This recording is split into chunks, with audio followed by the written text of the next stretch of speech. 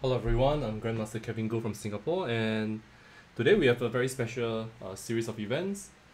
Uh, Firstly, I think that it is the first time in Singapore history, at least to my knowledge, that we have three concurrent uh, simultaneous exhibitions going on at the same time. So joining me today is International Master Tin Jingyao. He's the current reigning Singapore national champion. He has won the national championships in the last 4 years. Won Grandmaster Norm. Obviously, a very, very good player. We have been teammates for many, many events, including Chess Olympiads, Asian Team Championships, and so on. So, at the same time, there are other exhibitions going on by two of our young masters, Matthew Lau and Go Zihan. So I'm going to be covering all of these games, and but joining me for post-game commentary will be Jingyao, as you can see on the screen. He's deep in thought. So without wasting any more time, let's get going.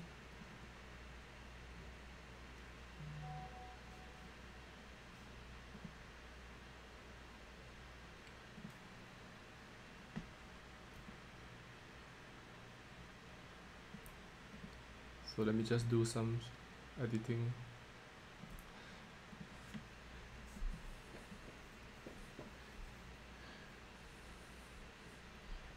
Yeah, I'll just give it a few more minutes for the games to kick in. We are still very much in the starting phase of the game, so I'll prefer to go straight into the middle game. But I want to give a very quick update, as which I've already shared on my Facebook, that as you can see from the top left corner of the screen, we are currently $28,458 into our charity drive, which is an amazing achievement. But obviously, we are still looking for more funds so that we can contribute to the families that are struggling because of COVID-19. So if you need any information, please get in touch. We can send you a lot of information pertaining to the beneficiaries that we are trying to help, and the mechanism of doing so.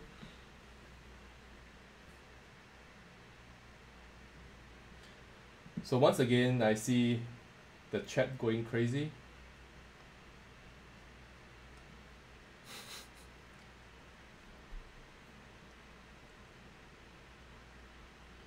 So Jingyao is playing against 15 players.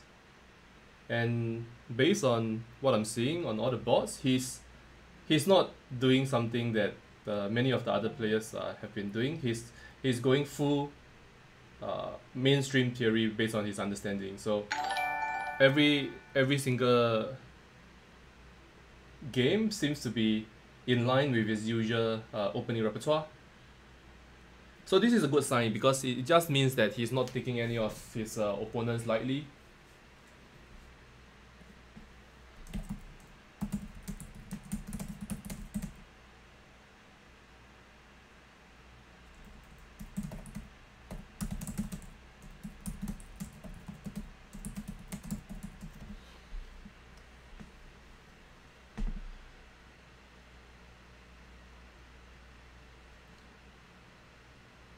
Yeah, we are still in the kind of in the yeah. So now I'm seeing something interesting that there is a number of black and white games. So Jingyao is not taking white in all the games.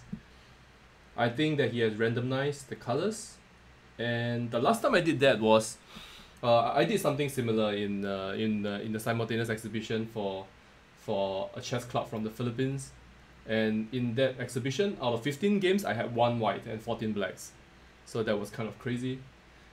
Jingyao is a little bit more fortunate. He has 4 whites, I believe. 1, 2, 3, 4, 5, 5 whites out of 15 games. So not exactly a very fortunate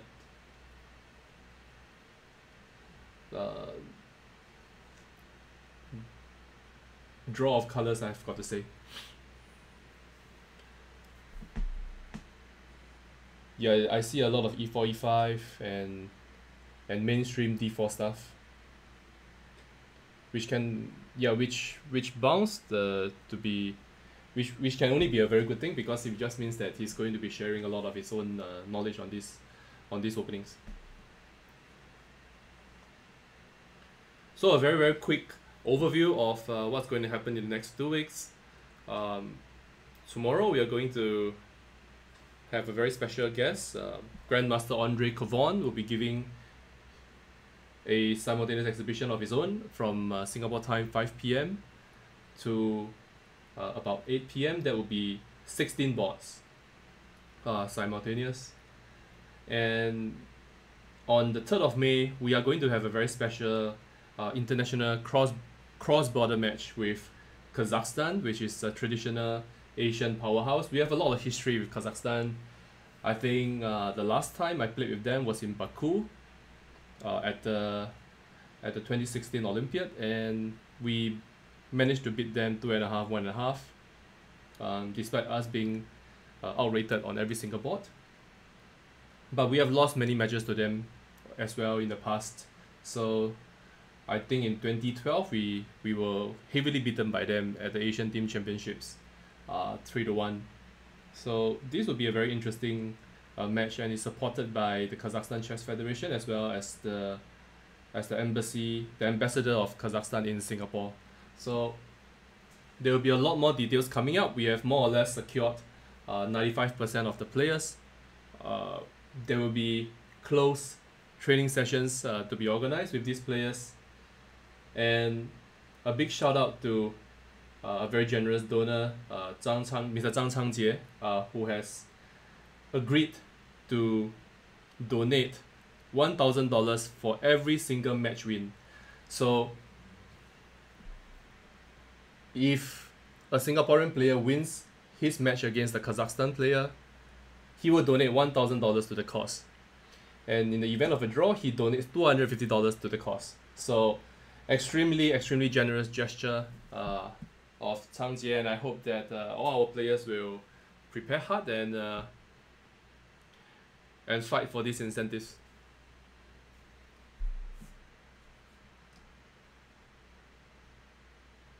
Okay, so let's jump into some of the games. This looks like an interesting position. So this is Jingyao against Infinity Bot.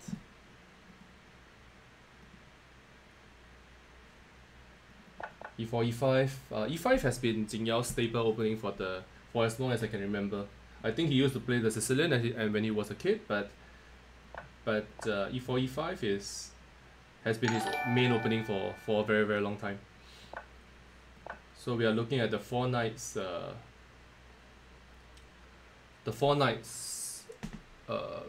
Spanish, as I think they call it, and this can be a very sharp opening, as well as a very solid one. Depends on how black reacts. So there are a few ways to respond, such as knight to d4. I think is quite established, and there's also bishop b4, which is kind of the classical way to respond, basically following everything that what is doing in the next few moves. Jingyao chose bishop d6, which is also, of course, a very, very reasonable approach. A3 is kind of strange.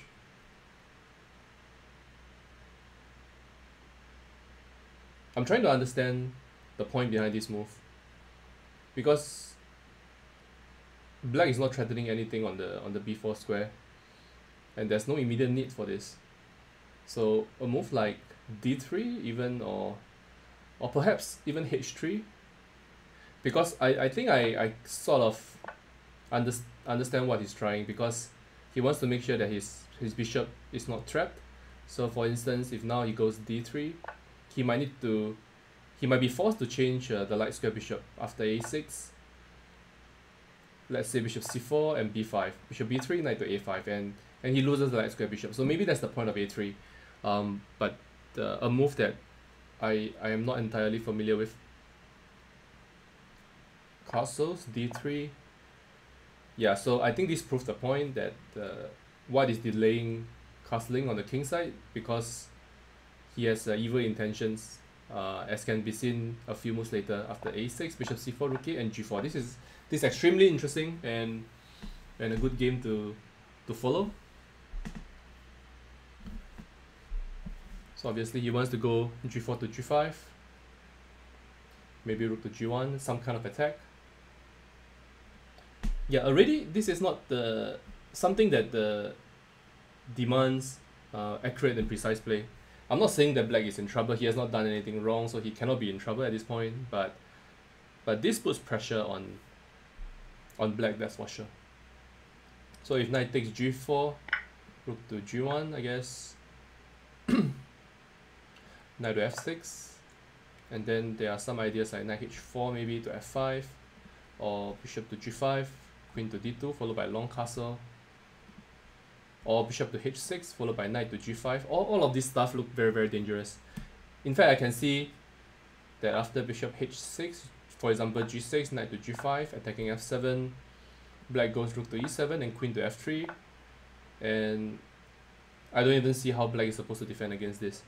So taking the pawn would be extremely dangerous, I would think so. Yeah, this is something to keep an eye on. Okay, so Jingyao continue with d6, g5, knight to h5, knight to h4, and yeah, looks great for white. Looks like a good attacking position. I think g6 is kind of required now.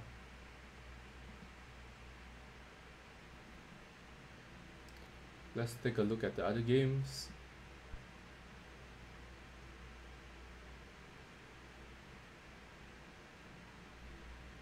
I see the Budapest Gambit here. I see this looks like another Gambit. Let's look at this.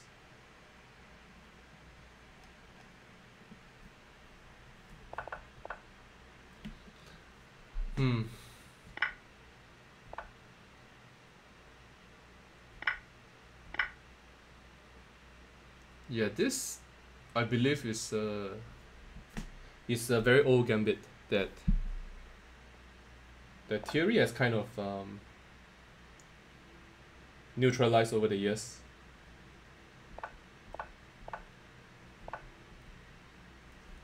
Yeah, so I'm wondering whether black could have played c6. Could black have gone c6 followed by d5? Or is this too late? Okay, he played castle first followed by c6, so it's probably not such a big deal.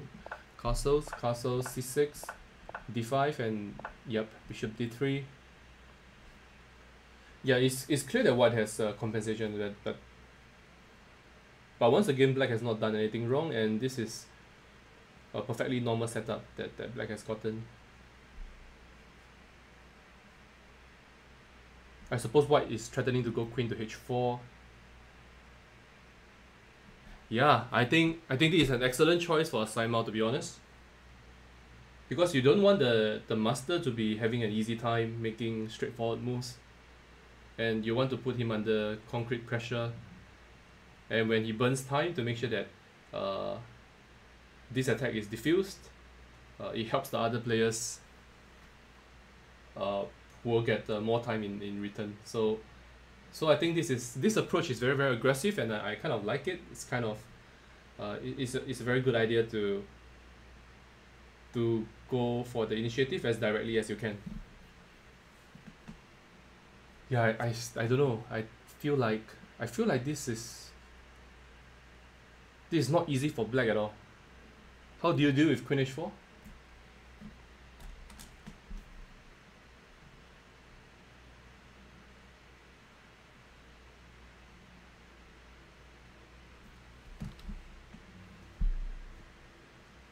Yeah, I don't see an easy way for black to defend. Maybe h6 first would be clever. Kicking the bishop back. But I can imagine stuff like bishop after h6, even bishop takes h6. Is this too crazy or what? And after takes, let's say queen to f4. Yeah, let's say queen to f4. And already, I'm not even sure,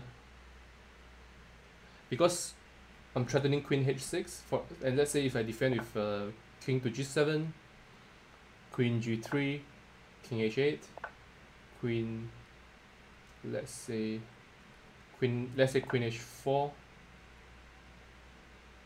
Okay, let's go queen to f4. Okay, black can go knight g8 and this defense. So it appears that the immediate sacrifice on h6 does not work. Yeah, but at the same time, an aggressive move could be h4. I don't know, very interesting position, and yeah, I would like to see what happens in this game. Okay, bishop d3, bishop e6 plate, and now queen h4 as what I mentioned. Yeah, I don't like this for black at all.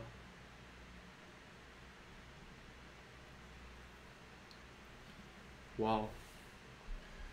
Maybe g6 is kind of forced now. How is g6 now? But g6 there are other issues. I think like there are some stuff like knight to e5, bishop to h6, attacking the rook. Maybe knight to d4 followed by f4. Knight to d4 and knight f5. Yeah, feels like... Okay, there's an immediate threat of playing bishop h7. I kind of missed this as well. Bishop h7 wins on the spot.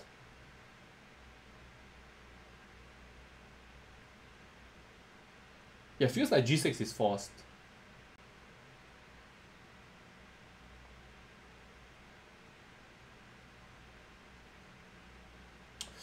Wow. This looks like trouble.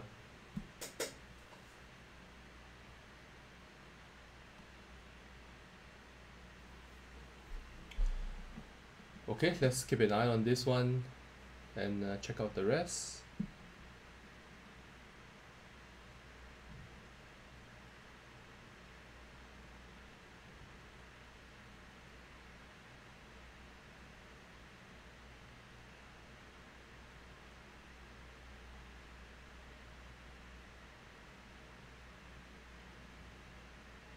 So let's look at some of the white games. So this looks like a Cambridge spring of the Semislav variation. So the Cambridge spring goes like this.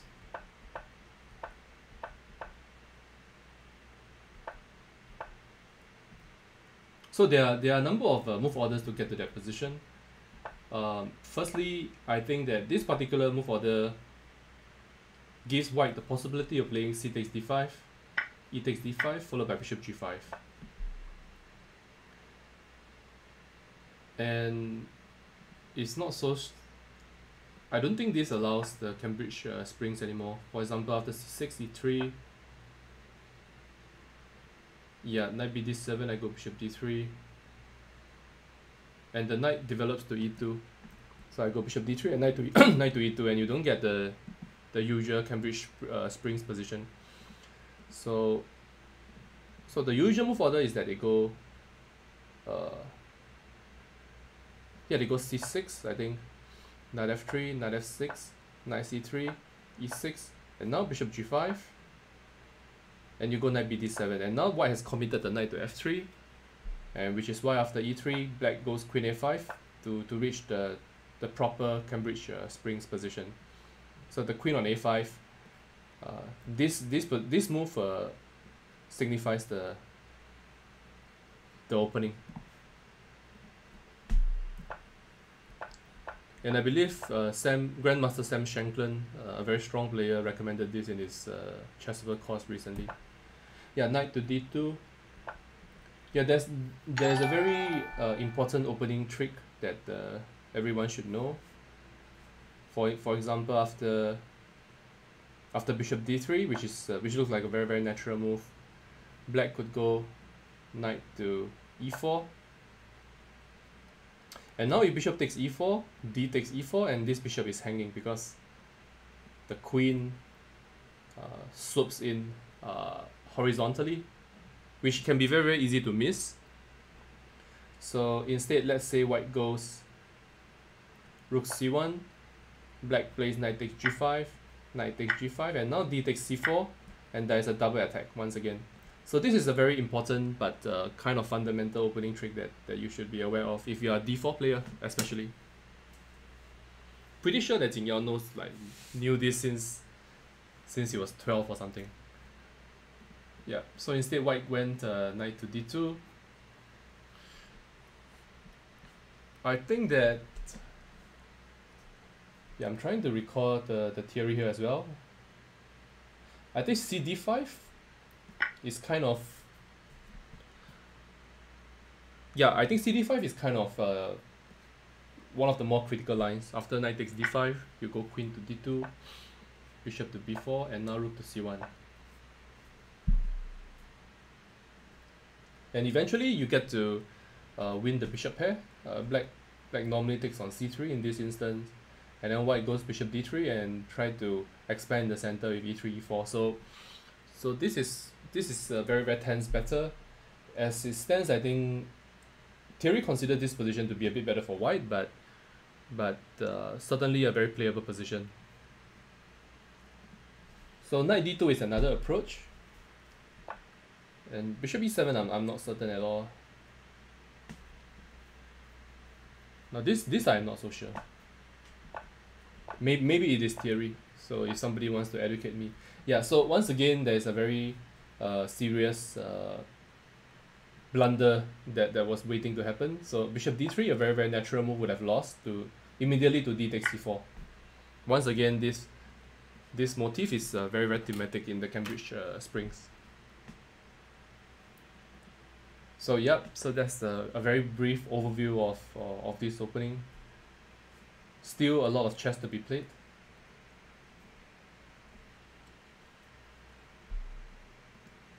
So heading back to the Simul.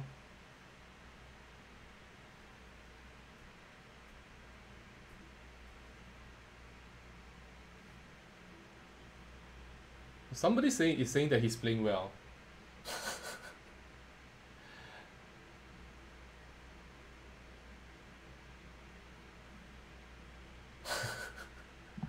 The chat is going crazy.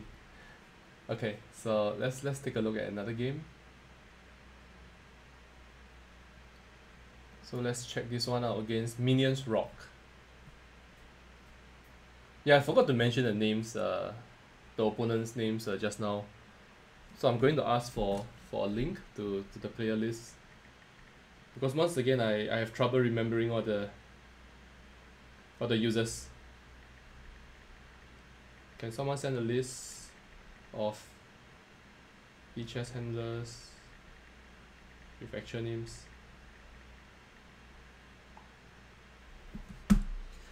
So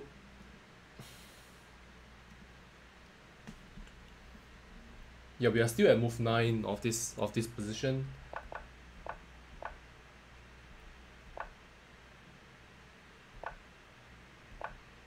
Yeah, the G3 variation against the King's Indian is something that is very, very popular these days. And as far as I know, White is doing fine. Much thanks to Boris Avrok and his books on 1d4 for quality chess. So if you do read some books, I think these are possibly the best opening books out there, and he made a very convincing case for white in these lines with g3 and bishop g2. So firstly, I think that there's a line that goes c5.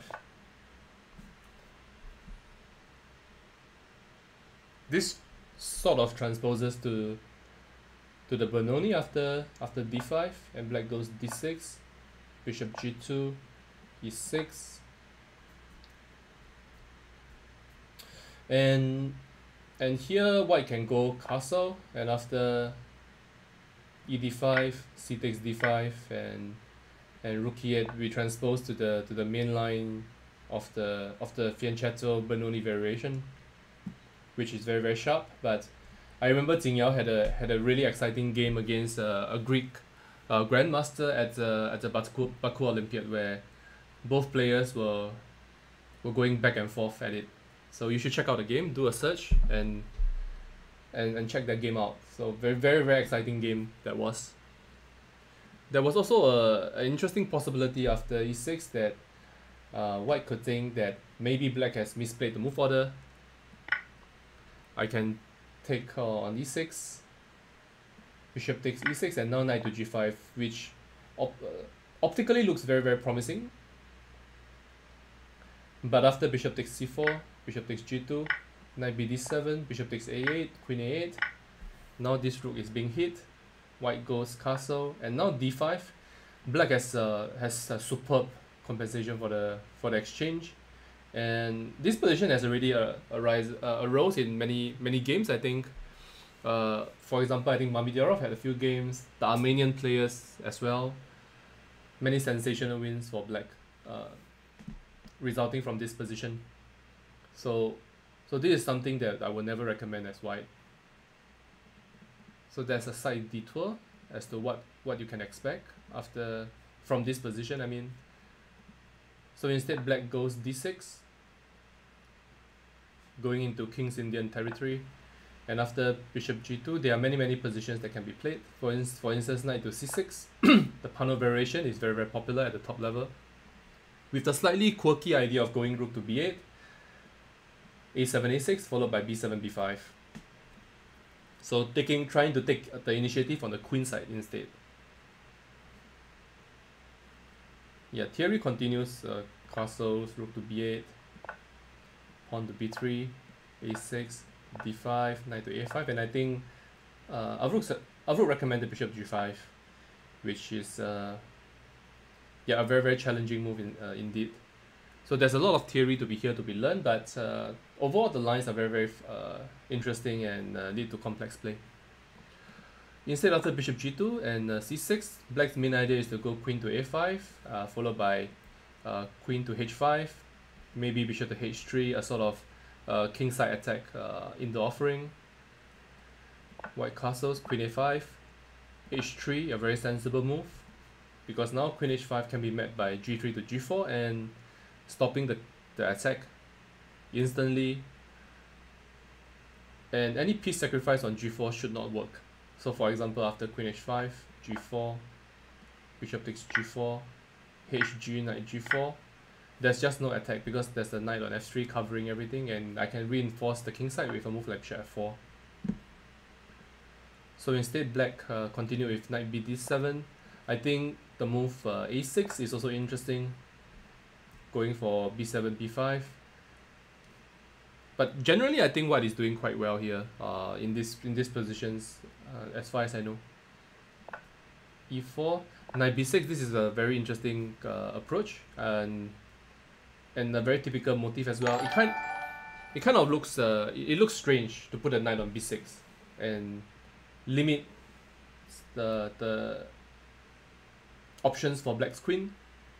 But the point is, it is not so easy to defend the c4 pawn. For example, if white goes queen d3, there's this little move queen to a6, putting more pressure on the c4 pawn.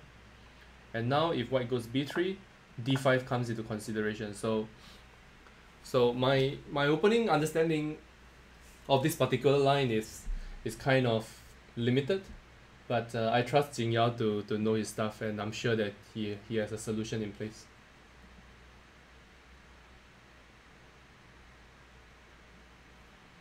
Yeah, so he played queen e2. And I guess the point is if black goes queen to a6, now b3, d5 I can take the pawn because the queen is defended on e2. So maybe that's the point. Black continued rook e8, rook e1, and now e5. Yeah, very tense better. I tend to prefer white in these positions, but there's a lot to be played here.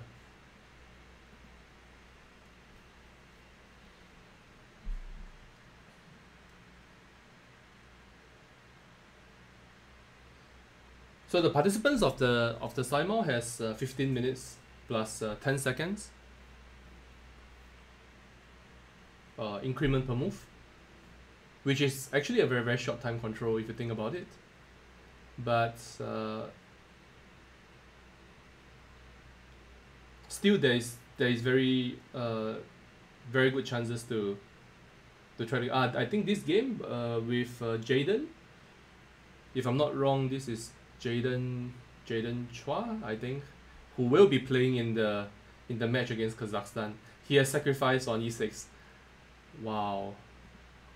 Queen h4, rook to e8, knight d4, knight b d7, and rook takes e6. Wow. Very nice.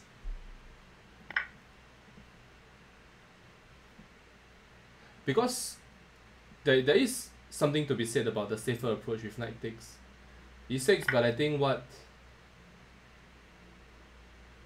I'm trying to figure out what exactly is wrong with this, because after f e6, rook takes e6,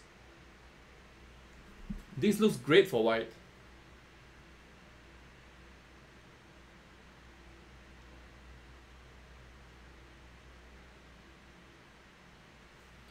And the point is, I guess, okay, I think I know why. I think black wanted knight f8. Knight to c5 does not work because of bishop h7. And after knight h7, bishop e7, I think. Yeah, and followed by rook back to e1. And white is a pawn up. For example, queen d7, rook e1. This looks just winning for white. So I guess the point is black has knight f8, but still this looks very, very promising. White still has the bishop pair against a weakened king, and I will consider ideas like rook to e3 followed by rook to h3. Yeah, this looks super dangerous.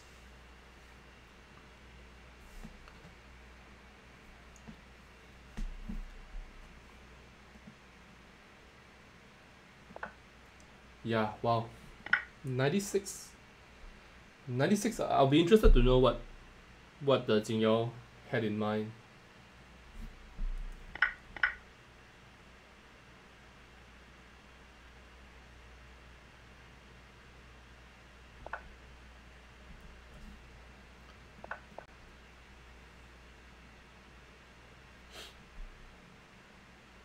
Yeah, not sure.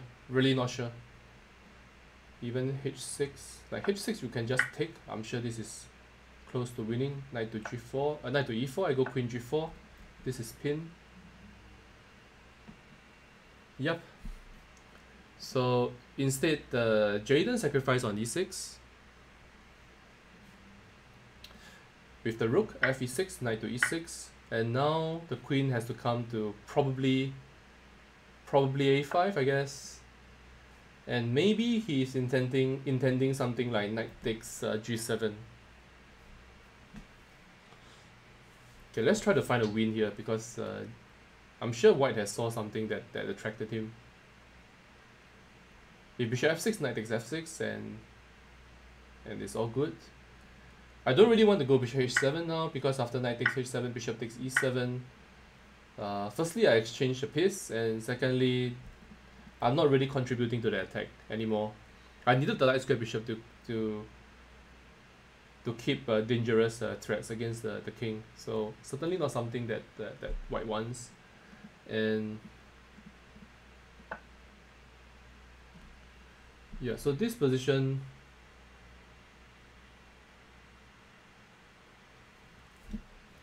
let's take a look at what black wants. Maybe a move like bishop a3 is something that he wants to get counterplay. So there are some small threats that black can come up with. I would like to bring my pieces into the play, but it's not so clear how to. Like knight e2 is possible, a bit slowish, but kind of sensible if you think about it. If I can get my knight to f5, this would be great. But here I can go queen takes a2.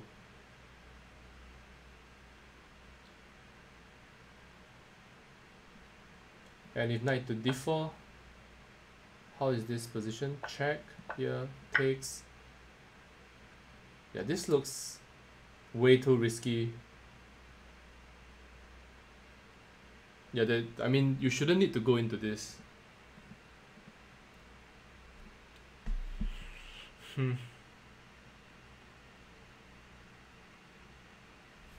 There's another idea that I have, which is to go g4, followed by bishop f6, knight takes f6, and g5. How is this position?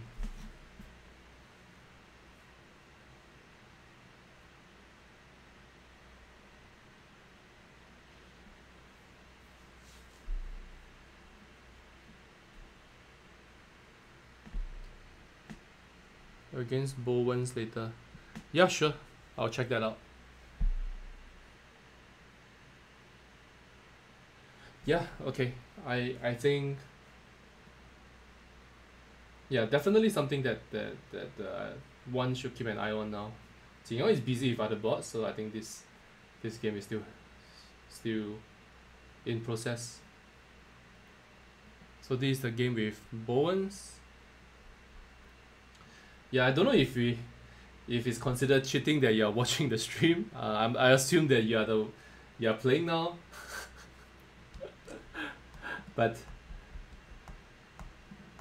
but I don't really have any objections, I guess.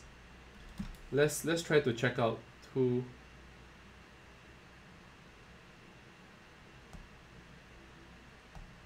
Yeah, I'm just looking at the list of names. So Bowens is Zhang Bowen. I hope I pronounced your name correctly. So that's Zhang Bowen.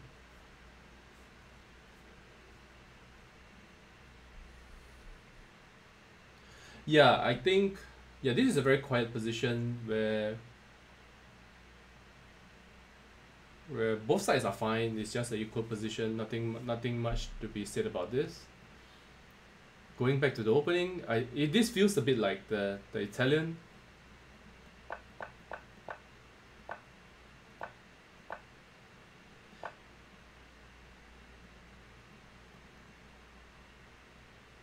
Yeah, so naturally, this is a famous opening, the Re Lopez, and black has many ways to continue. Obviously, there's bishop e7, the classical way of playing, but Jingyao has always been playing the Mauler variation, which is characterized by the move bishop to c5. And here, there are a few ways to play against this. So I believe knight takes e5 is one move that can be tried. And they go bishop d4, queen to d4, and d6. But I think, as I understand, black is doing quite fine. The other move is that I think white could have gone rook to e1 with the idea of going c3 and d4. So for example, after d6, c3, castles, d4, bishop to b6, pawn to a4, bishop to g4. I think they go bishop e3. They're generally leading to very, very sharp positions as well. I think that firstly, the one of the key points is that knight takes e4 loses to bishop d5, and this can happen in many situations in the real Lopez. So for example, even in this position after bishop e7, rook e1, b5, bishop b3, castles, c3, d6, d4, yeah, bishop g4, and once again bishop e3 is like a very serious move. With the main point being knight takes e4 is not possible due to bishop d5. So instead, the white continued with d3, and also a very valid approach, but I think it is not the most critical. Now d6 was played with the main idea of playing knight to a5. So every time white needs to think about the move knight to a5, capturing the Spanish bishop. So I think here is the time when white has to go c3, allowing the light square bishop to escape to the c2 square. And that's the main point behind d6 as well, like defending the e5 pawn, allowing knight to a5, because the immediate knight to a5 was not playable due to knight takes e5. So once again, coming back to the starting position of the real Lopez, it is really important to understand every single move of starting from even move 1, like what you are really trying to do, and to understand the main point of it. So theory says that black has to go d6. And here the main move is c3, more or less the only move in this position. And I've seen even master players playing h3 or d3, forgetting that black goes knight a5 and followed by capturing the bishop, equalizing instantly. So this can even happen at the grandmaster. I've seen a grandmaster who actually did this before, like completely forgot about the fact that he has to play c3. So the opponent managed to get a draw quite easily. I think that was the game Mark Paraguay against Enrique Paciencia, our very own Enrique. So instead, so h3 was played, knight a5, rook e1, knight takes b3, a takes b3, h6, bishop e3, bishop takes e3, rook takes e3. So I think the question was, should white have taken with the pawn? Certainly it's a playable move, but if that's the case, then rook e1, the rook should have stayed on f1 so that he can make use of the f file. For instance, here bishop e3 could be played, bishop takes e3, f e3, and the rook is a lot more useful down the f file as compared to the e file. So in this particular situation, I would say that rook takes e3 makes more sense as compared to the previous line. And actually, even thinking about this from the black perspective, is applicable as well. So for example, in many lines of the Joko piano, there's a case to be said with pertaining to lines with bishop e6. So for example, knight f6, d3, bishop, let's say bishop e7, castles a4, let's say d6, rook e1, knight a5, bishop a2, c5, c3. So many times black goes bishop e6 at this point with the rook on f8. And if the rook comes to e8, bishop e6 doesn't make any more sense, because it would then waste another tempo going back to f8 to make use of the open f file. So this is one important thing to remember.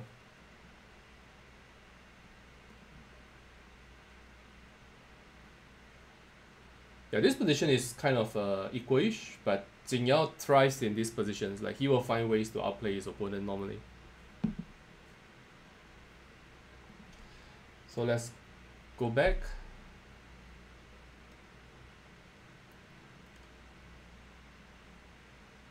Let's look at this game against Vertonghen.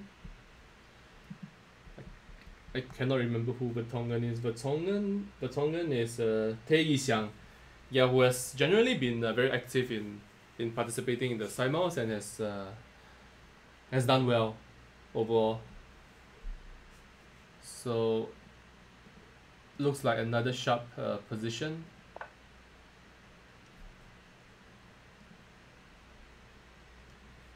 Interestingly, after castles, I'm pretty sure knight takes e4 is playable.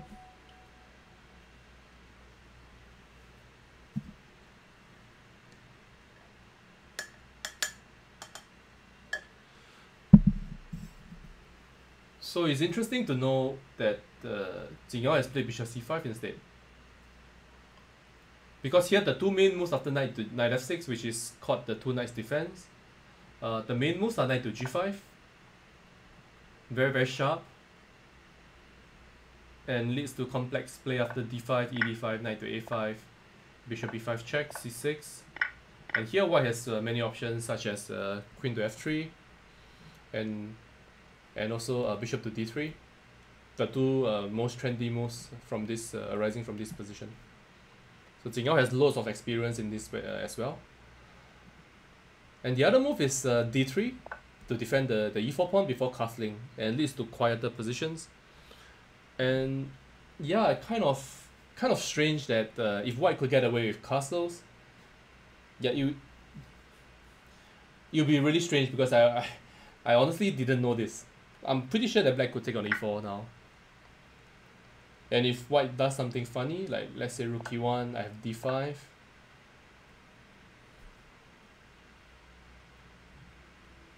Yeah, not sure what Jingyao was afraid of. After bishop b5, there's even bishop c5. Now f2 comes under attack. Yeah, looks great for black actually. Or it could just be a finger slip. You know, he moved too fast and just overlooked this. So anyways, after this position, which is one of the main lines of the Joko piano, an opening that I kind of know about, given that I've played like countless number of games against Jingyao himself and as well as many others. Yeah, the most critical approach is to go at this point, at least the most trendy approach now is to play c3. Keeping an eye that once again there is always this option of knight to a5 and working towards a plan to play d3 to d4. And here there are many ways for black to respond. For example, h6 is a move, castles is a move. Generally they go a6, giving a square, escape square for the bishop in case white ever goes d3, d4, attacking the bishop with tempo. White goes a4, black goes bishop a7. Again, a very useful move to make just keeping things flexible. It might look kind of strange that black is retreating the bishop without any particular motivation, but from a prophylactic point of view, it is actually quite useful to put the bishop on to safety at an early stage. Yeah, and here white has a number of ideas. For example, if white goes h3, black can go pawn to h6, and now the fact that the black king has not castled gives rise to a possibility of a kingside attack with g5 and maybe g4, and now the pawn on h3 could prove to be something to white's detriment. So this is not something that so the Italian is, even though it looks optically very, very passive or quiet, there are a lot of nuances and subtleties behind the move order. So at this juncture, when black has not castled, white generally doesn't play h3. The other move that white could do is to go knight bd2, but it kind of closes the bishop, and black can now go castles without worrying about bishop g5. So the main line in this particular position, I believe, is rook to e1, keeping everything flexible, and with the main idea of going knight to d2, to f1, to g3, supporting the e4 square, followed by preparing d3, d4. So let's say black goes h6. Now there's no option of going bishop to g5 anyway, so he can go knight bd2. And now black castles. It's a good time to go h3.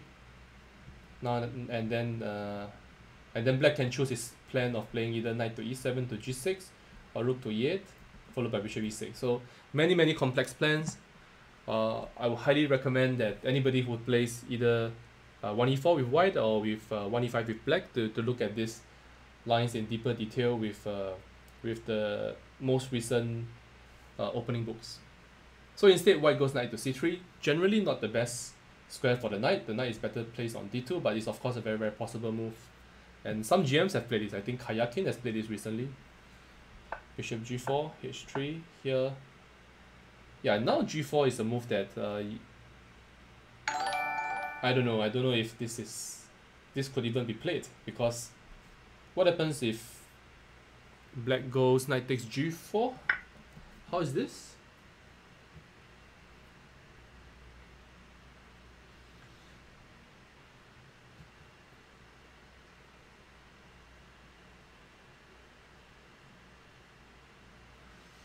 Isn't this very, very dangerous? After hg4, bishop g4. Now I'm threatening knight to d4, and this is pin. No, I finished one game. You finished all your games already? No, I finished one. Oh, I think come after I finish all my games.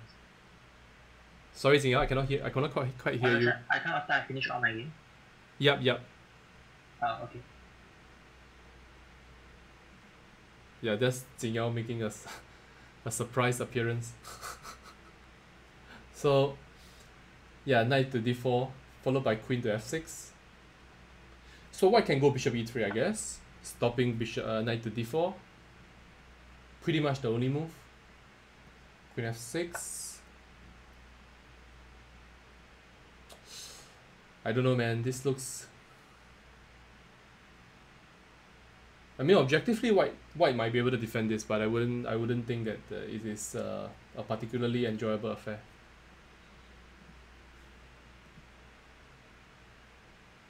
So I think Jingyao wanted to analyze his. Yeah, he won a game and he wanted to analyze it right away.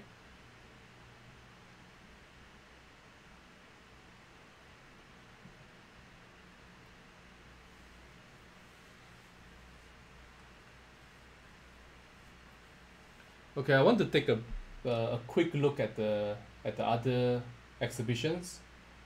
So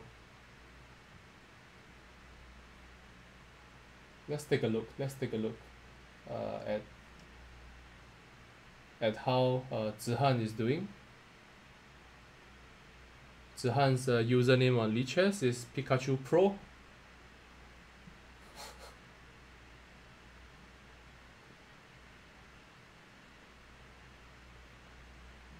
So this is 16 boards and he has won 2 games. So let's check out the games that he has won. Against Crystal Lee. And which is the other one? I don't see it. Okay, against Donaric. And wow, this looks like a game that feels like it is a just an opening issue over here. After e4, e5, yeah, d4. This is the center game, and d6 is not exactly the best way to deal with this. So after d4, black can go e takes d4, queen d4, knight to c6. I believe they go queen e3, knight to f6, knight c3, bishop b4, and followed by castles. Okay, let's make a few more moves. Bishop d2, castles, rook e8. Yeah, this is the position that is kind of standard. Queen to g3, I think, is the move, and then black goes somewhere. Rook takes e4, I think, in this position. So this is the way that black has to react, and d6 is a mistake, because after knight to f3, this is an inferior version of the Philidor defense. And after knight d7, I have a very funny story to tell about this position. So when I think that was in the late 1990s, when the Singapore versus Malaysia matches were something that everybody was trying to qualify for, and the level of competition in those matches back in the days was extremely intense, and we really wanted to win every single game, and Malaysia was just battling us every single year. We lost like 8 to 9 years in a row or something like that when I was a kid. So my friend, I think I will name him because I don't think he's I don't think he's watching this, so I'll name him. His name is Navin Salavani, one of our best players in the under 20 age group. Was playing against international master Lim Ewing of Malaysia, good friend of mine. So Navin played bishop c4. And Ewing spent like 15 minutes over this position trying to understand where he has gone wrong, because he has clearly gone wrong. This particular position is already very unpleasant. And he went bishop e7. White played d takes e5. Black replied with d takes e5. And then I was sitting next to the game, and I gave a quick look at Navin and at Ewing, wondering what these two guys are doing. Navin very quickly played knight g5. And with the idea of bishop takes g5, queen to h5, which is a very typical motif in this Philidor type of positions, gaining the two bishops. So he was very happy with this. And then a few moves later, I bumped into him at the washroom, and then he mentioned something like, okay, good that I know my theory, you know, I studied this before, I kind of know this knight g5, and now I'm having a good position. And then I asked him what happens after queen to d5 at move 6, because he's just winning on the spot. And he gave me such a horrified look because it was winning on the spot. Like, black loses an insane amount of material from this position. And it was funny that both players didn't know about this. So I think generally if you play e4 openings, you have to know this stuff. These are really, really fundamental and can help you to get very easy points straight from the opening. Yeah, instead knight c3 was played, which does not make use of this inaccuracy. Bishop c4 would have been stronger. Now after knight c3, the best move is knight to f6. And after bishop c4, bishop e7, knight to g5 can be met by castles, and black is very safe. And this position is actually a very playable one, and many strong players play this opening as black. And I can say that from the white side of view, it is actually not easy to get an advantage against this line. And black played f6, which is something that you don't want to do. It weakens the light squares. And I'm not sure whether this is I don't know, maybe it's a mouse slip. He was intending to play knight f6, and I don't know. Because f6 is just too weakening on the light squares, and also black can never castle on the king side. White continued bishop c4, bishop e7. And I think once again there is an opportunity to take on e5 and maybe queen d5, but it's not as clean as the other one that I mentioned. Castle was played, a6, d5, f takes e5, yeah, queen d5, yeah. So now Zihan found the right idea, and the game is over. I mean, black could have played knight to b6, I guess, but after queen f7, king d7, knight takes e5, d5, rook to d1. The black is suffering a world of pain. So yeah, the position is more or less almost lost after f6. No, it ended in a draw. It was a fighting draw, a very, very long game, like 3 hours plus, almost 4 hours. Back then there was no increment, we were using analog clocks, so it was 2 hours for both sides. And Navin was very displeased with me. He said that you shouldn't have told me during the game because I was so upset. And then I just said, you deserve it, like, for missing queen d5. You could have finished the game in 6 moves. Yeah, another interesting story pertaining to this idea of sacrificing or targeting the f7 square, which is acknowledged as the weakest square in black's camp. I had a game myself at the Asian Cities, no, it's the World Cities Championships when I was 14, the 1997, yeah, Asian Cities, no, World Cities Championships in Jakarta, My opponent played d6, I played d4, he played knight d7, I played knight to f3, he played a6, I played bishop c4, and my opponent was like, you know, typical adult. He looks at me, I'm a young boy, I was still pretty short, you know, nowhere close to my current height. So he looked at me dismissively and he just like, I'll just play b5, and boom, king f7, knight to g5. Now king e8, knight e6 traps the queen, so he had to go king g6. I went knight e6, queen e8, and I was never going to go for the rook.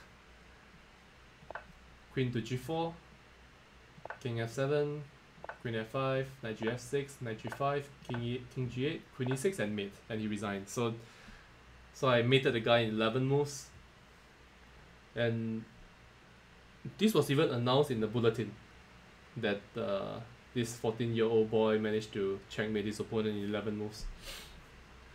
Yeah, this is a funny story. I kind of forgotten about it until now. So that's me going off tangent. Very sorry for that. Not quite grandfather story, but yeah.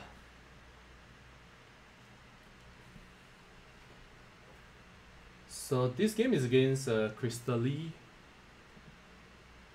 Yeah, d4, d5, c5. So knight f6 is again kind of an inaccuracy from move 2. It's kind of strange that the piece that a move that develops a piece and brings it into the center, controlling the central squares, is an inaccuracy, but it is. Because after c takes d5, knight takes d5, white gets an extra pawn in the pawn center, and that's generally to white's advantage. But here I think the most accurate move is knight to f3 instead of e4. And I can hear people will be wondering why this is the case. And the reason is that after e4, knight to f6, knight to c3, black has the very interesting move e5, e7 to e5. And with the point of d takes e5, queen takes d1, king takes d1, knight to g4, attacking these two pawns. White goes knight h3, defending this, black takes on e5. White goes f4, bishop h3, g takes h3, and the knight goes somewhere, let's say g6. And this is not a very clear position at all. It might seem that white has the bishop pair and thus have a clear advantage, but one should not underestimate the damaged pawn structure on the king side and what kind of impact that might bring eventually in the ending. So I read about this in the very old opening book called Basic Chess Openings. So that's a really old book, written by a Hungarian master called Gabo Palai, I think. Yeah, and I still remember it now. So I don't even know how to emphasize enough how much you should read as much. You should really read as much as you can, especially if you are a young player.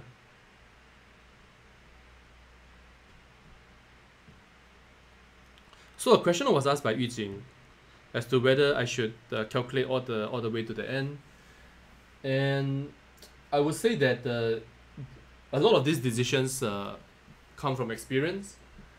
Because if I sacrifice a piece, I'd like to make sure that at the very end, at the very least, I get something concrete in return. So famously, Mikhail Tal, the very famous world champion, is well known for sacrificing based on intuition. But there are very few players who can play like that.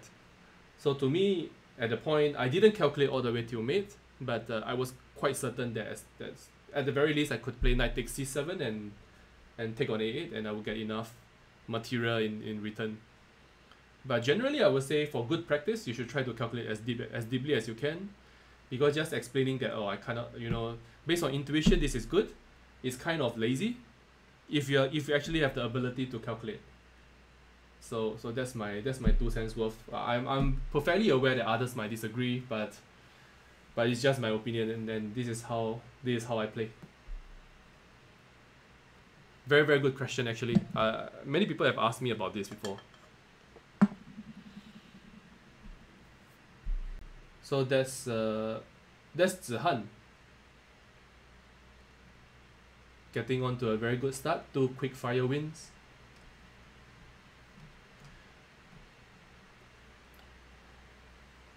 I'm trying to drink my coffee, but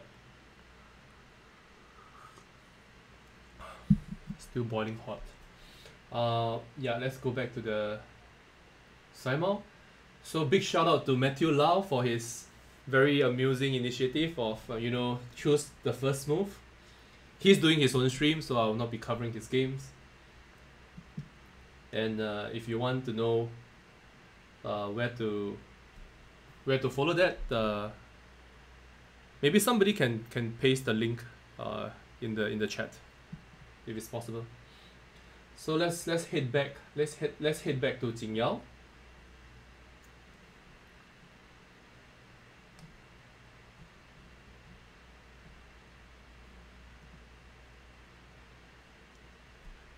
So once again, everybody, thank you for joining. And Jingyao needs no introduction to the Singapore chess community. He has been one of our most consistent players in the last 10 years, I would say. He's the current reigning Singapore national champion. He has won the national championships 4 years in a row.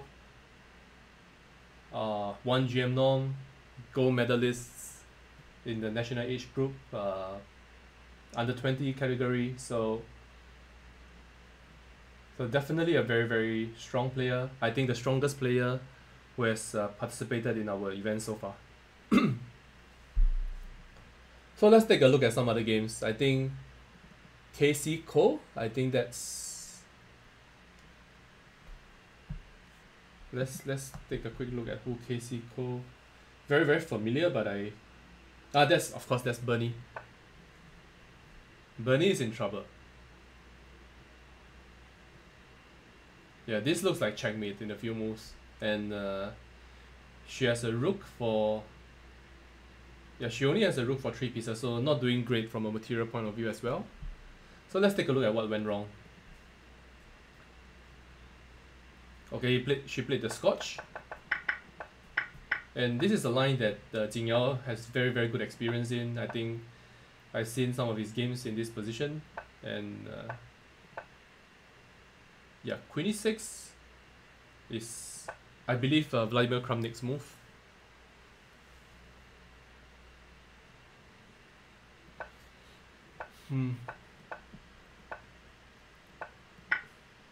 Yeah, there's some serious inaccuracy here, because definitely black is not supposed to win a pawn so easily, straight from the opening. But I'll be the first to say that I'm hardly an expert in these lines. Queen to e6. I'm not sure. Maybe instead of b3, which is not essential at this point, maybe g3. And after g6, bishop g2, bishop g7, f4, there's no d6 because c6 is hanging. So this could be the reason, but c4 is hanging in this case, so maybe not. So g6. There's also the idea of knight to e4. With the point bishop g7, maybe knight to f6 check. I don't know, I'm kind of making this up. But this is a very sharp opening that you actually need real concrete knowledge on. So I'll just stop pretending that I know stuff. Let's move on with the game. Takes. Yeah, and black is doing very well. Okay, but this just blunders a piece. So I think over here, white has to take on e5, and after bishop e5, bishop b2. This is the only way for white not to sustain further material losses.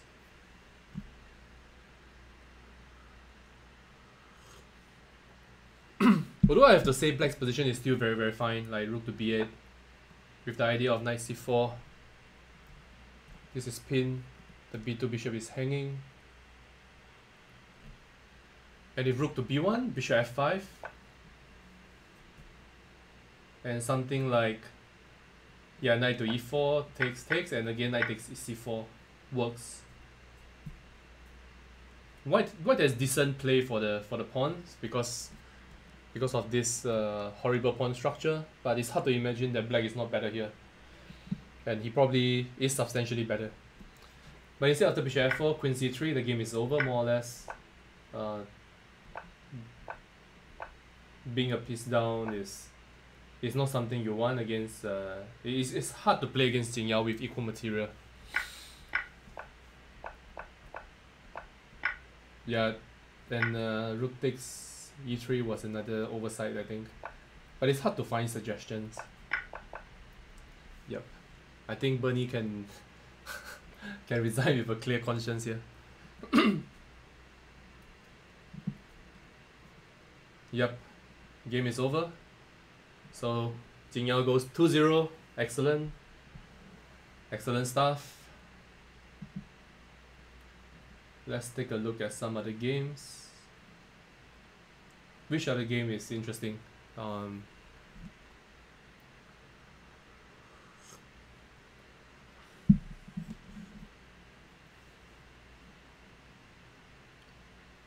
Let's look at this against Danesh Vien.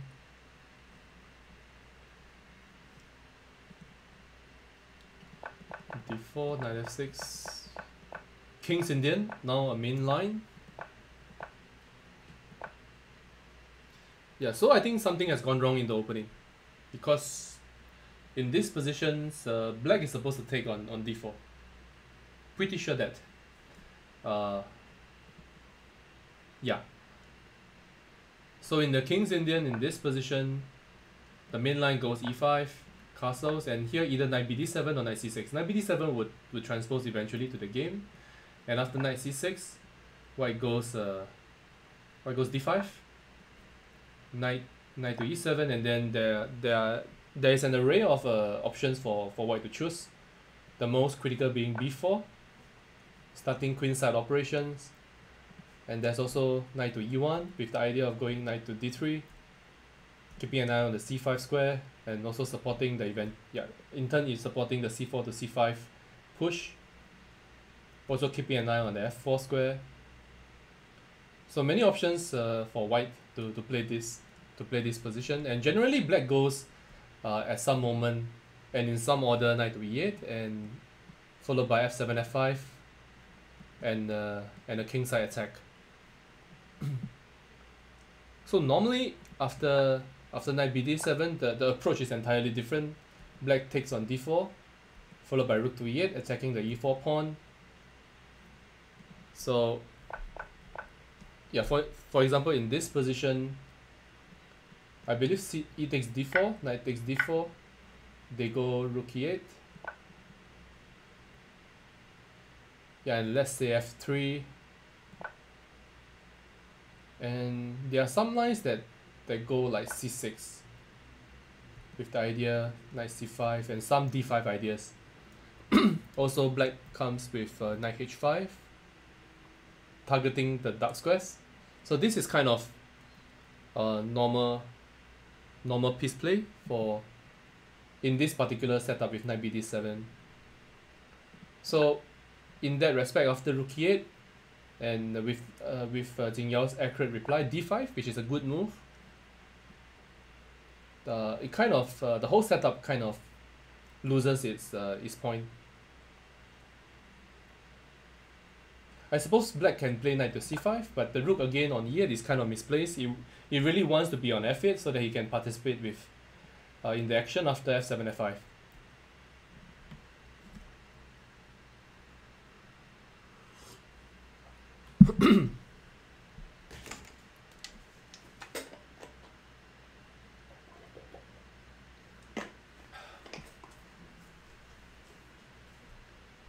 Yeah, so I don't quite like I don't quite like rook to e8 after d5. Yeah, b6 is I also think that it is in the a step in the wrong direction, because generally white is going to attack on the king on the queen side. He's going to go b4 at some moment. He wants to try to play c5. He wants to try to play a4 a5, and b6 is just kind of helping him. And you don't really have to make this move at this point. You can do some other stuff. So I would say that yeah, maybe knight to c5 is the correct approach, attacking the e4 pawn.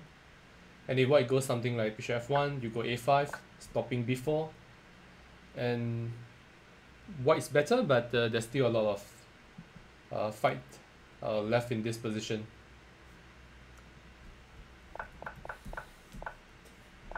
Yep. So here's the queen side play coming, as expected. Yeah, king h8 and king g8 is a clear sign that black is struggling to find a plan. Yeah, so c5 played, takes, bishop a6, c6, incarcerating the b8 knight.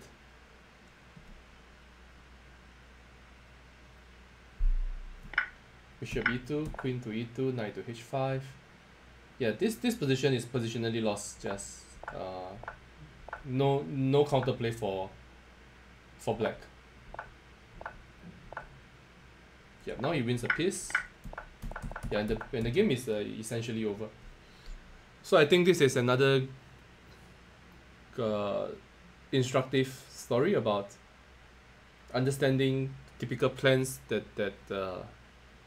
of the line, that of the opening variations that you play. Because here it seems that black has gotten his ideas all mixed up. Yeah, this is a matter of time. Looks like there are some tricks, but there are none. This position, white can go knight takes c7, I guess. Yeah, knight to d3 is a tricky little move. With the idea that the knight is on free, but it cannot be taken because h2 pawn will be captured with mate. And Jingyao has lost 2 games. Wow. So Infinity Board has checkmated him, and I will take a quick look at that and to understand how that has happened.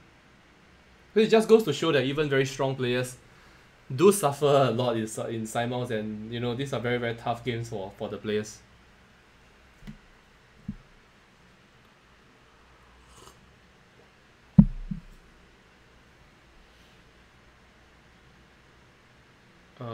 Yeah, just trying to look for the other game that Jingyao has lost. I don't quite see it. So this game, I'm not sure what happened. Lost on time or what? Oh man, black lost on time. Yeah, this is very, very unfortunate. Like, I don't know, I don't really know what happened. I think maybe he just, because the way this platform works is that you actually have to be very conscious about every single board, and you don't want to just rely on the auto switch function. You need to be very certain which are the boards that are in play. And my guess is he just forgot about this game. Now he has lost the 3rd game. I need to tell him this. Yeah, this is becoming. Yeah. Okay, I see. This is a legit game. I think he got checkmated. So the strategy of playing extremely directly is working. Let's find out who Infinity Bot is. Infinity Bot is Ryan Pang Kaijie. So well done to you. Great play.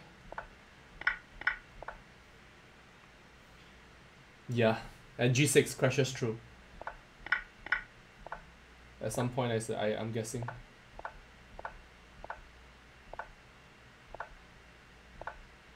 Wow.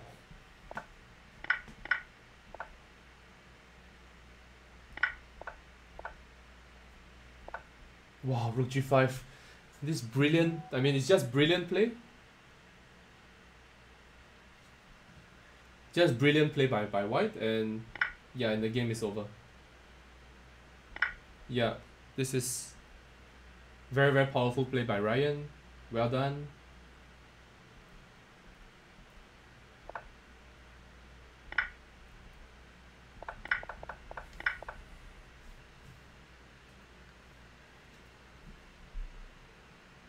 Yeah, I don't even have a suggestion for black, because like I said, after knight h4, I clearly didn't like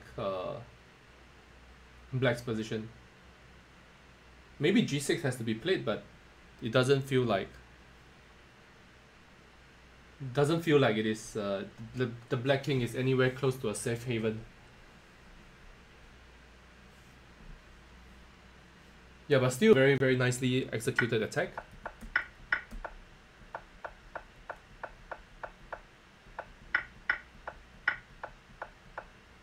Yep, very nice. Good play.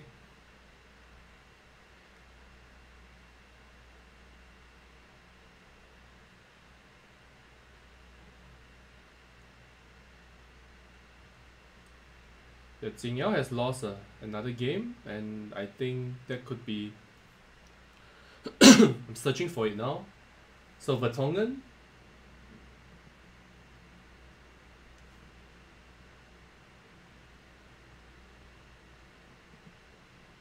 Wait a second.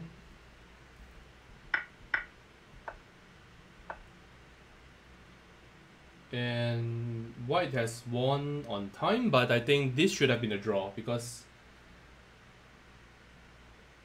Wait a minute. No, black is completely winning in this position. No, black is just completely winning after queen h3 and rook g8. Yeah, just take here and rook g8, and it's mate. So yeah, I'm not sure what happened because the position was not so clear.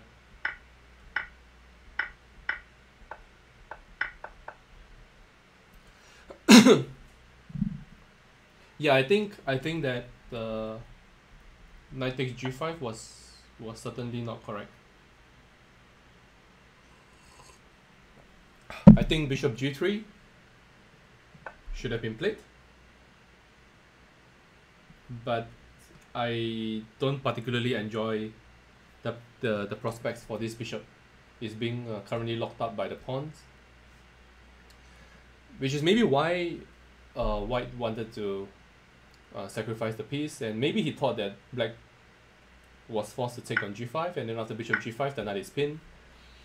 But knight takes d5 is a very nice intermediate move.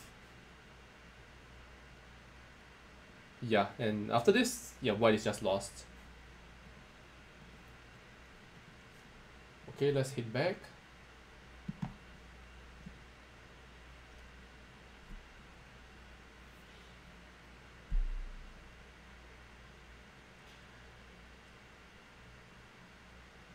So here's another game that the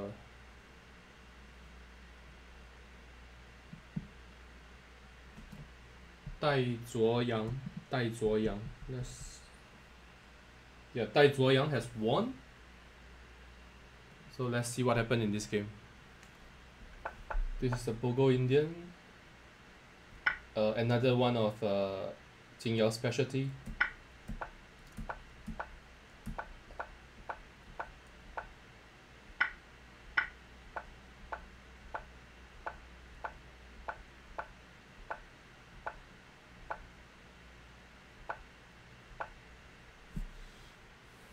Yeah, black looks very comfortable here, but white still has a bit has a small space advantage.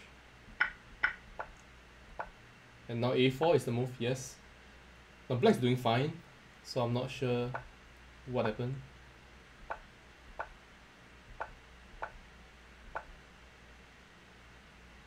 Oh, it looks like a blunder. Yeah, this looks like a blunder after queen f4. Yeah, this position looks looks kind of normal, I guess. And maybe after, so I didn't like rook e5. Maybe something else. So the c7 pawn is under considerable pressure.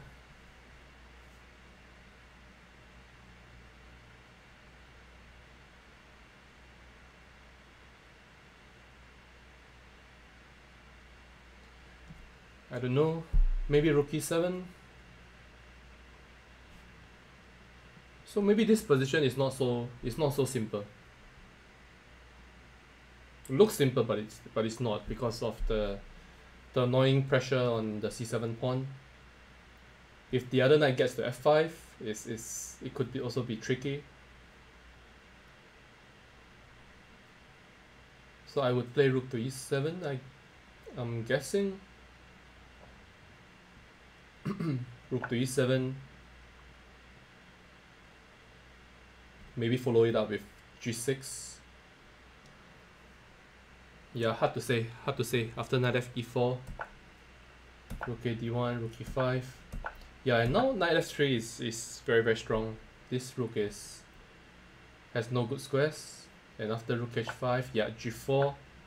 Yeah, very good move. I think rook h3, king g2, rook h6, knight c3, and this piece is pinned, and the game is essentially over. There's no good way to save this one. So let's say rook e8 takes, rook d4, and Jingyao resign. Is there f5? Probably not, I guess. f5, just e takes f5. And I'm quite curious why white has to even go for all this. Couldn't white go knight to c3 immediately? Isn't this straightforward? Right, instead of going all this g4 and king g2. Because of f5. Because now black can go f5. This is the main point. I see. Yeah, so g4 is very strong. Rook takes h3, king g2. Here knight to c3.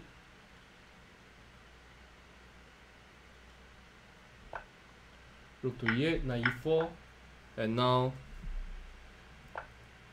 yeah, this position, yeah, black can resign, because now f5 I can simply take on f5, and there's no good way to make use of the open g file now. So this position I felt was fine, but I was not able to find a very clean solution to sort of neutralize white's initiative. So maybe white is a bit better still. Anyway, it's a good game, so congratulations, Tai Zuo Yang. I hope I pronounced your name correctly. So Jingyao is having a 6-4 score with 5 remaining games. This game looks winning. This one is winning as well. This against Jaden Wong feels like he's winning. Let's take a look.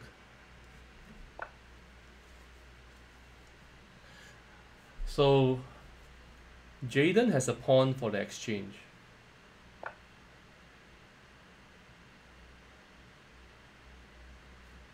But the G pawn is extremely dangerous.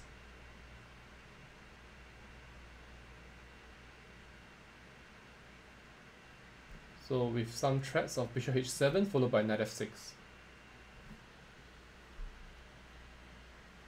So this rook has to go somewhere. Rook f8. So there's actually a very legitimate threat now. Okay, so for example, rook to e5. Yeah, rook to e5. I mean, white can even go at f4. Check and king d1.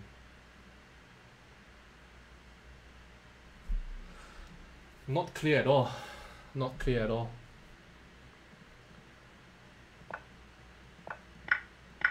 feels like white is doing alright.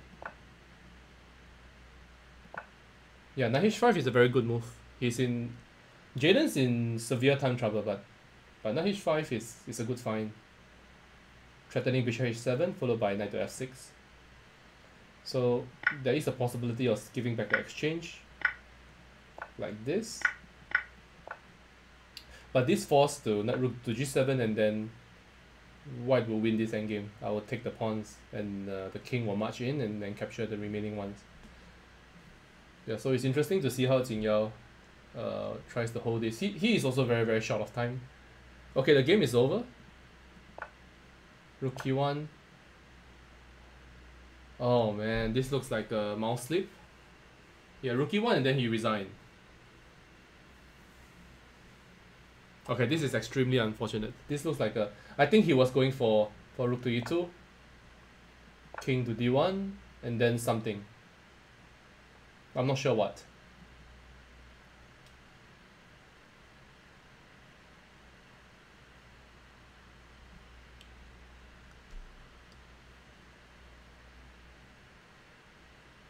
Yeah, not clear at all. It feels like black is still in trouble, because there are no good squares. Like rook to e7, there's knight f6, and if I take gf6 is with check, and I take e7. So if rook here, I have f4 like I said, maybe rook e3. Maybe this is the best, but g6. No, feels like Jaden is winning here. No, Jaden was winning anyways, I think.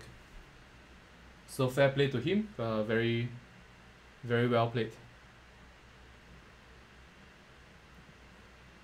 So, yeah, white was winning here with +2. So very, very good game as well.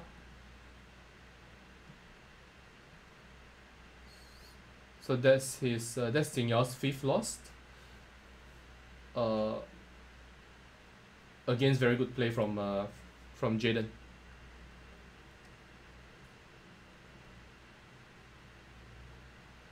So the rest of the games are just being finished up, and yeah, there's this game, 2 games going, or 3 remaining games. There's one against Danesh.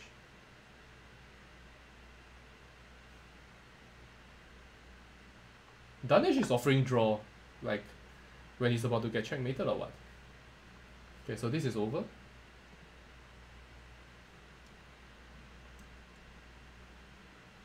Okay, so he's finishing up. So the last game, and then he'll be joining me live.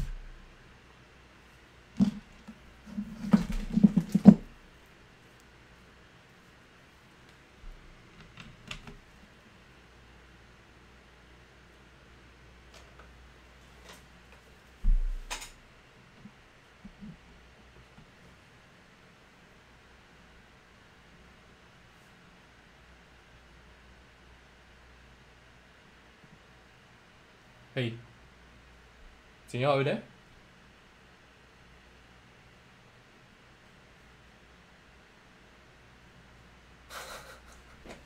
Hi. I feel that some of the games I don't think I played that I lost interest. Yeah, I know. I think there was one game that ended after Yeah, 13 there's one moves. game, I don't know, it just never showed up. It's like it hasn't even started. I think that I think you were relying on the auto switch, right? So No, I was manually clicking, but I somehow I just like never got to it. so that's the minion. Is that the minion yo game? Yeah, the Minion Yo game. We didn't even get Yeah. Okay, that was a bit unfortunate. Do you want to share a bit about the other games? Like which are the games that you feel were interesting? I think the game against Vertonghen, I think you were winning, and you lost on time. Yeah. So that one was close to mate. I think you queen h3 and then followed by rook g8. Yeah. Is it? Yeah, should be it. So I think the 3 games that were interesting was the one against Infinity Bot, Dai Zuo Yang and Jaden. Yeah. Yeah, we can look at those. Yeah. Which one do you want to look at? I'll just go in order on my screen. Look at Jaden's one first. Okay, yeah, Jaden played extremely direct. Like going Yeah. for cutthroat. Yeah. I don't know, I thought somewhere here he must have been. Yeah, I'm looking at the position now. So at move 6, bishop g5. Yeah. And then bishop e7, knight c3, C3. c6. I feel like this should be fine for black, right? Yeah, here I was thinking just play d5 and then just defect the pawn. And then Instead of c6, you go d5. yeah, instead of c6. Yeah. Interesting. Knight takes d5. Let's switch the engine off. Knight takes d5, knight d5, bishop e7, I guess. E7. I guess white is still slightly better. Yeah. But maybe a bit better, but yeah. Better one. bishop d5, and then a bit better because of rook h e1, I guess. Then Yeah. So I thought what you did was quite logical. c6 d5, C6. but I couldn't figure out like how to defend after this because it looks super dangerous. Bishop e6, queen h4 looks super dangerous. Yeah, after queen h4 I didn't dare to play h6. Yeah, I was thinking of h6 actually, so that to stop his queen h4. Yeah, but bishop h6 looks too scary. Okay. Yeah, I considered this as well. Takes. Yeah, and I said queen f4. Queen f4, king g7. After bishop h6, gh6, queen e3. Sorry, there was queen e3 which I missed. So maybe I should share screen with you. Maybe. Oh, okay. No, that will mess up the settings. So I can't. So anyway, yeah, on move 10, h6. h6. Yeah, bishop h6, gh6, and there was queen e3 His queen's on h4, isn't it? on d4. So instead of bishop, this- instead of bishop e6, Oh, these are yeah, there was queen e3 attacking e7 and h6. Yeah, after bishop e6. I can't play just play h6 g5. Okay, so I mean after move 10 h6, bishop h6, gh6, and queen e3. Oh, takes first. Yeah, takes first and queen e3 attacking 2 and e7 and h6. So this also looks very, very dangerous. I see. Yeah, this looks kind of scary. Okay, so instead, I mean bishop e6, queen h4. Yeah, according to the com, like you should play h6 here, but it looks so dangerous. Yeah, it looks too scary. Yeah. This was a bit difficult, I felt, like rookie, especially in the Simul setting. And I was kind of surprised that he didn't take on f6 after rookie 8. Yeah. Yeah. Yeah. So then, but, Knight d4, knight b d7. e6. It just looks strong. Yeah. Yeah. Question is, why not knight takes e6? Well, Yeah, knight takes e6 is just a simple advantage. But I think he was going straight for the kill, so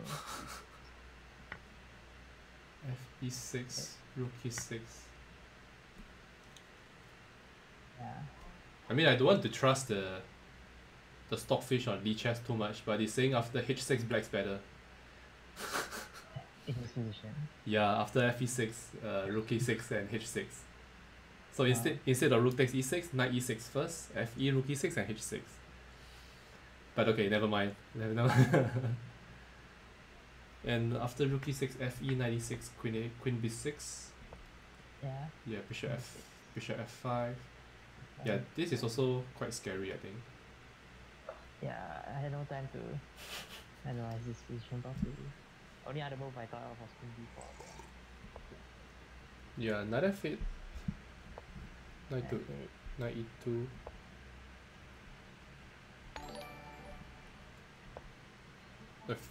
According to the according to Compy is saying that you're playing fine, like playing very well after knight queen b4, knight e4. All these are strong.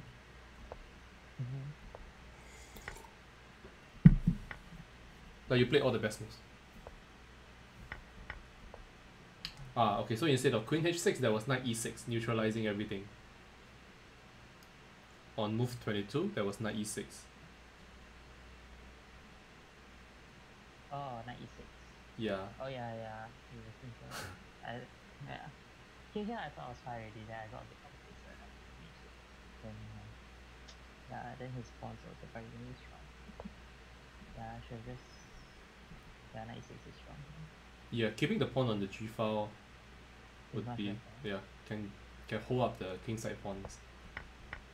But still, I find it hard to believe that this position is not defendable. I mean, Which position? like even after queen h6, gh, Yeah. even Bishop this f5. bishop f5, this position with the doubled rooks, king d2, rook 5 Really, e7. black must put it better. Yeah, black's better here. Yeah. I think Yeah, knight d7 was the recommended move, going for knight f6 to e4 or knight to c5 to e4. instead of knight h7. Yeah, not afraid of g5. I thought g5 was very scary. It looks very scary. After Yeah. knight h7. Yeah, knight d5, cold-blooded, like defense. Knight d5, gh6, just king h8. Okay, this is not human chess. Nobody will play this like this. Nobody can defend like this. Yeah, so knight h7 is very, very logical. Yeah, h4. h4, knight f6, f3. I couldn't find a clear plan here. Yeah, very difficult. Yeah, very difficult Engine position. should be Yeah, he's saying zeros. Yeah, here I'm just playing without the h5. Yeah, and I was saying that h5 was a very, very tricky move and quite strong. Yeah, And rook e1 was just a mistake. I meant to play rook e2. yeah, I was thinking after rook e2, king to d1 was still very awkward for you, because Yeah, no good squares for your e8 rook. Like rook 8 e5, there's f4. Yeah, and then the rook has no other square already. Rook to, because g6 g7 is coming very fast. Yeah, Jesus almost lost from that. So I think apparently the only way to hold this is rook takes f3 and give back the exchange, and it's a draw. What? Rook f3, bishop h7, king h7, knight f6, rook f6, g6. So I analyzed this. Yeah, I analyzed it during the stream, and I thought this was losing. I thought it's fine. Yeah, the endgame was very scary. Yeah, but again, the engine defends it like. I don't think this is holdable in practice lah. Rook g8, rook rook e1. e1, king g6, rook e7, and then he just go b6 and no problem. Wow. Okay, I know why, because of the checks like king, rook g2, rook g3, and all these checks. So you don't actually lose the pawns. But this is very, very. f7. Yeah, f7, rook f8, Rook f8. takes takes, rook a6, rook b7, Wow. and this holds. Yeah, very, very difficult to find, like especially in the Simul, and you have other games going on with time pressure.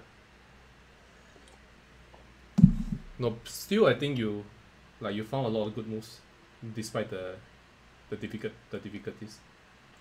Okay, but very good game by Jaden. Still, we hope that he repeats this performance against Kazakhstan.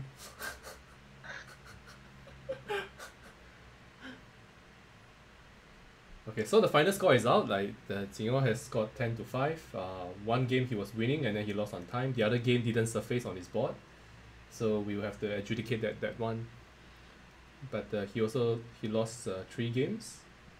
One against the one that we just saw against Jaden. The other two, that there was one against Tai Zuoyang, which was a little bit strange. Oh, the game. I think rook e5 was Yeah, very decisive. bad mistake. The decisive error, I think. Yeah, Because I thought the position was fine. yeah. Instead of rook e5, probably g6. Yeah, and just normal position, right? Yeah. I don't see any clear way for either side to be honest. Yeah, so you're saying instead of knight fe4, yeah, just go g6. Yeah, just go. Mm. Yeah, either. Yeah, okay. Because I felt white was a bit better because of the pressure on c7, but maybe it's nothing. Yeah. Like the comp is suggesting a crazy repetition. Rook c8, knight a7, rook a8, knight b5. I would say that depends. Yeah, rook e5 was a mistake because after queen f4. Yeah, I didn't realize how awkward it would be. Yeah, even going back with e8, Rook e8 runs into some problems. knight f5, huh? Yeah, during the stream I was wondering all these ideas, knight f5 and then maybe some kingside attack. I don't know. Yeah, difficult position. And then after rook h5 he found this g4 idea. And then to pin the knight. Suddenly the game is over. Yeah, I cannot stay tonight. Rook d4, yeah. Okay, the com is suggesting some crazy ideas now. After on move 26, after knight c3. Like the com is suggesting rook to f6. So honestly, I have no idea what it means. Firstly, I could play rook takes e4 at the very least. Yeah. Like what's wrong with rook takes e4? Oh, rook takes e4 is bad. Like knight takes e4, queen e4, knight e4. Oh, there's rook f4. Rook f4 and you win the pawns. Okay, this is hard. This is very hard to find. And then he suggests instead queen e3. And then there's some tactic. There's some tactic with the g4 pawn. So after queen to e3, rook to d4. I mean, very easy for me to just like follow the engine lah. But these moves are a little bit crazy. And now rook g6 after rook d4.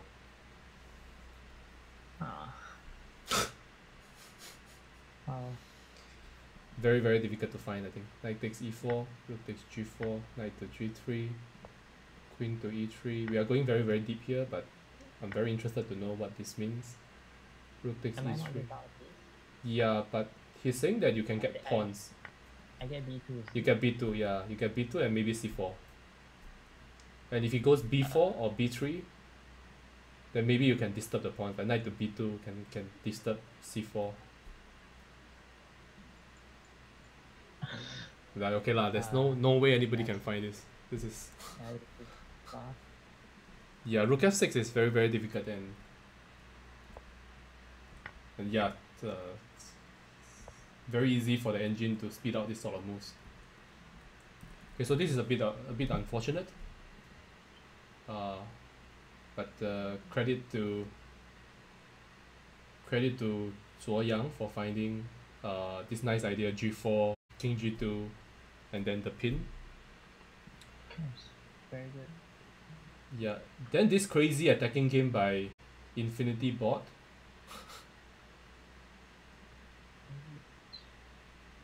I'm trying to load the game, but it's not allowing me to. You hit me.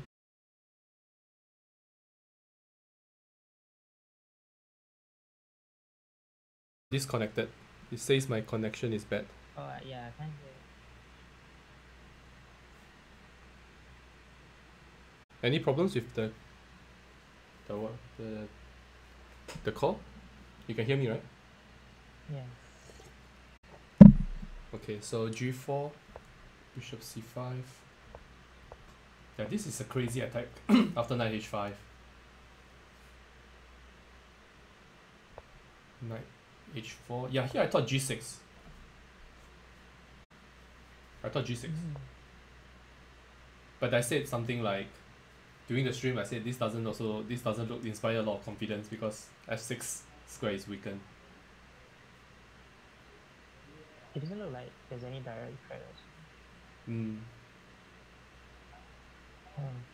The engine says it's very strong. Yeah, engine says black is better. But how is knight f5? How's knight f5? The com doesn't like it because of bishop f5 followed by knight to d4. Like not afraid of anything. It's cold-blooded defense. Yeah, g6, knight to d5, bishop e6 is supposedly the way to try to hold. Once again, there's like knight b8, knight d7, c6 ideas, and then play for d5. Not easy to understand this.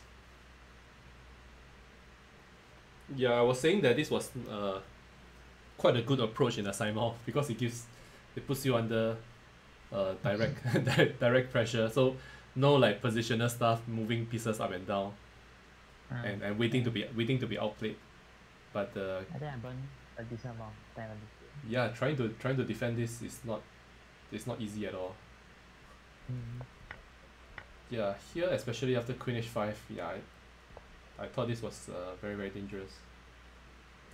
e6, f e6, knight f3, knight to d4, castles. It doesn't feel like both. Yeah, sorry. Maybe I should have just traded the knights myself. Take this one. Queen f3, rook f8, or no? There's d. Now of course you can play d4. Yeah, there's d4. Maybe e5. e5. Looks a bit ugly, I know, but maybe no choice. Yeah, this one maybe can hold because at least the kingside pawns are not crashing through.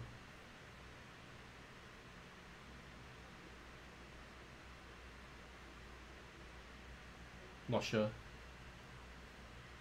Maybe you can try to attack on the queen side after this.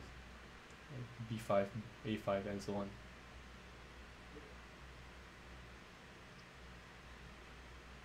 Yeah. What do you think? Yeah, because after when his knight got to g5, I regretted not.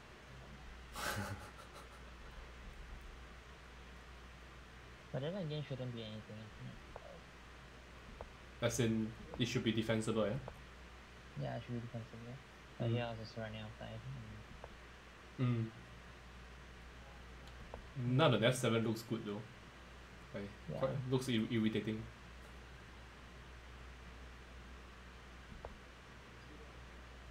Yeah, b4. So the com is suggesting that you run as fast as you can. King f8, king e7. Oh.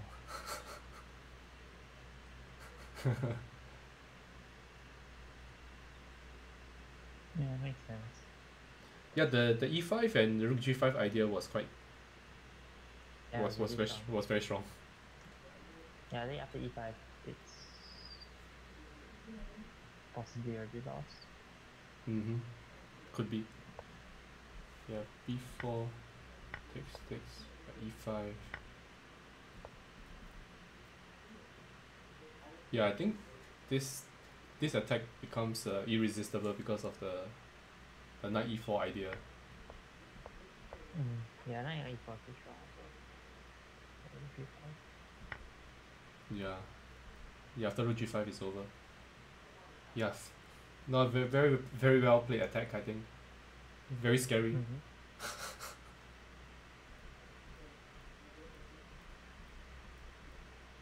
So the way for black to hold this is to go for an amazing king walk with king f8. I think you can find this move normally. Because you will probably be able to see this rook g5 stuff in the normal time control. Ah, yeah. I Yeah. think I like around 1 minute. 1 minute with And, the 1 minute with the opponent knight on f7, pawn on g6. I can't find it.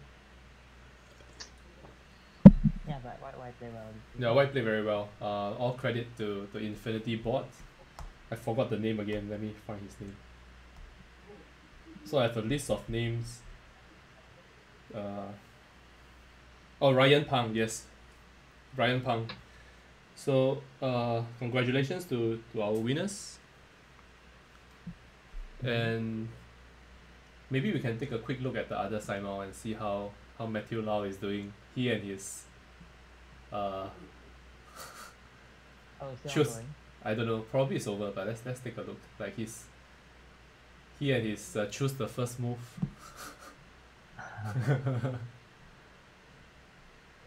Yeah, it looks like it's over. So let's take a look at how Matthew did. So Matthew scored 12 to 2. Not bad. In some of the games, like there are no pieces left on the board. Like queen and What? pieces, like so many pieces, bishop and queen up. Okay, let's see how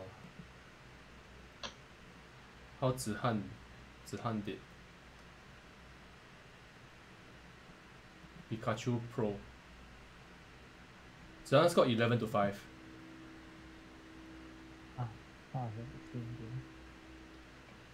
Yeah. So some crazy positions. I should probably invite Zihan to the show. But I don't know if he's underage and whether there are any rules like this. I don't know, it's the first time I use it. Yep. Okay, so I think we are at the end of the show. So thank you very much for playing, for your comments. Do you have any other things you want to share, like in respect to the games, your thoughts and anything in general? I think everyone played quite well in general today. And thanks to everyone who participated. Yep. So Jingyao himself will be playing in the match against Kazakhstan in the under 20 category. So just a quick recap on what I said earlier in the show.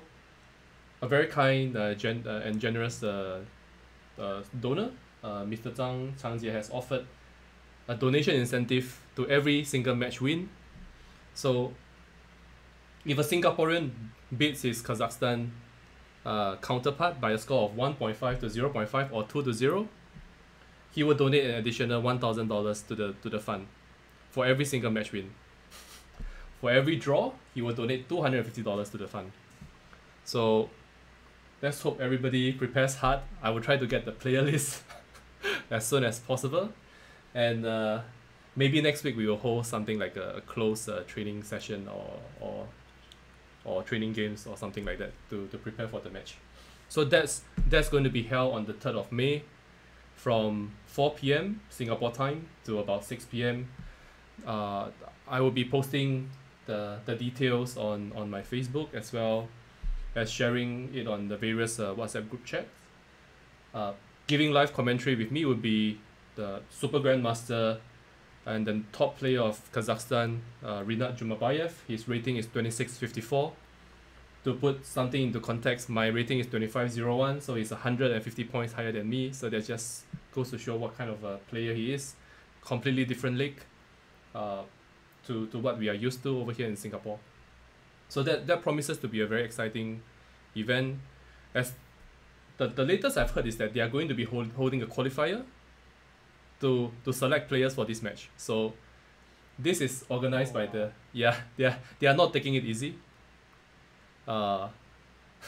the Kazakhstan Chess Federation is doing a lot to make sure that they select the best players to you know, they say that this is a friendly match, but they are not going to be friendly over the board. So let's see how this turns out, and we look forward to sharing more details. And once again, thanks very much for all your time and for following the streams. And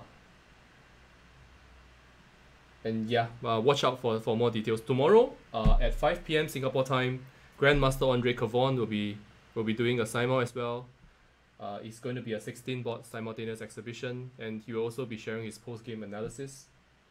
So as you can see, we are having very, very strong players. Like Jingyao is currently the strongest player we have had on the show. Cavon would also be a very strong player, one of the best resident GMs we have in Singapore. His rating is about 25-17. A well-known trainer as well. So